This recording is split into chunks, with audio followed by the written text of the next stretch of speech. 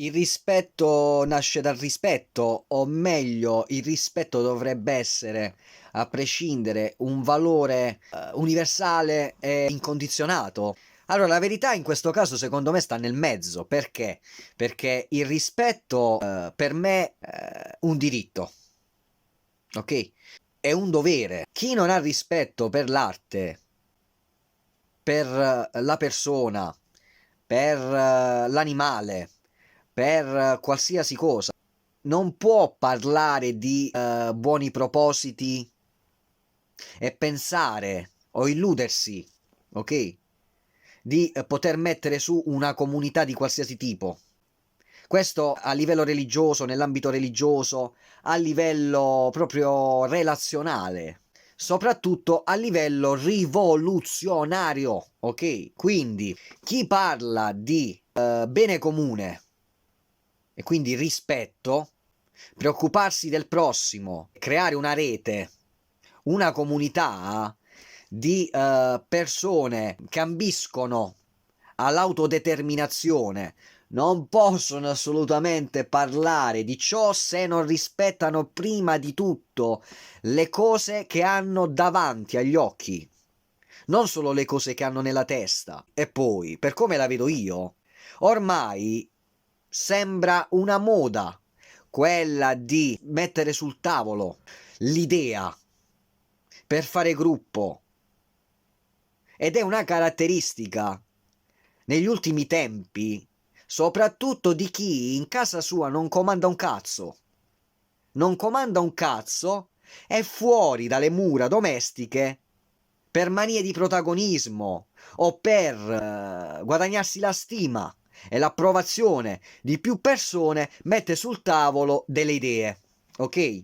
Ma il rispetto, quindi la voglia di condividere, la voglia di collaborare insieme e di mettere quindi sul tavolo le inclinazioni di ogni singolo individuo, quindi i talenti, le risorse di qualsiasi tipo, bisogna prima di tutto imparare il rispetto, rispettare, rispettare il prossimo e tutto ciò che ha da offrire, e anche se non lo offre, rispettare tutto ciò che caratterizza ogni singolo individuo. Se tutto ciò viene meno, di tutto possiamo parlare, tranne che di comunità.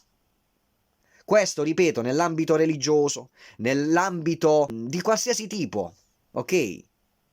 In ambito rivoluzionario, perché ci sono gruppi che in questo periodo vogliono far credere di avere le risorse intellettuali, animiche, per poter creare una rete, una comunità di persone pronte all'autodeterminazione e quindi pronte a schiacciare il potere e che ci gestisce come marionette, quindi come merce, ok?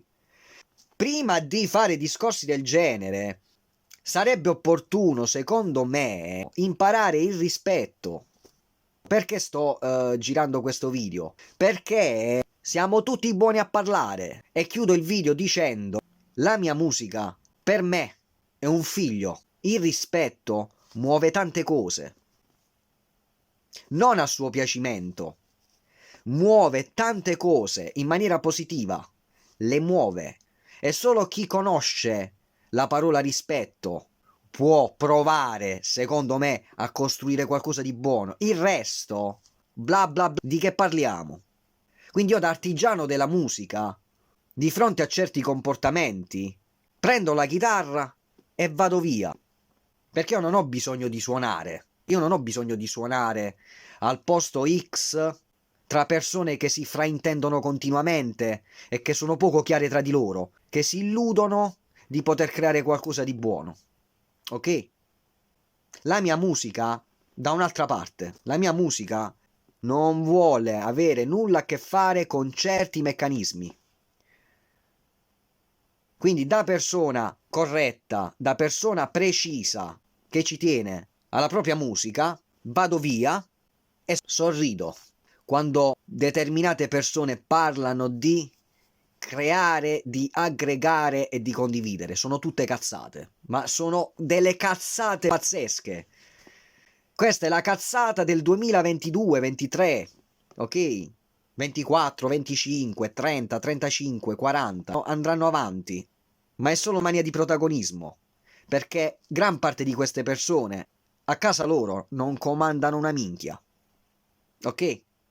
Per cui lasciate perdere cose che non vi è permesso comprendere proprio per una questione cerebrale e organizzate. Ci sono tante cose che si possono organizzare. Di funamboli ce ne sono tanti. Ok? Buona giornata.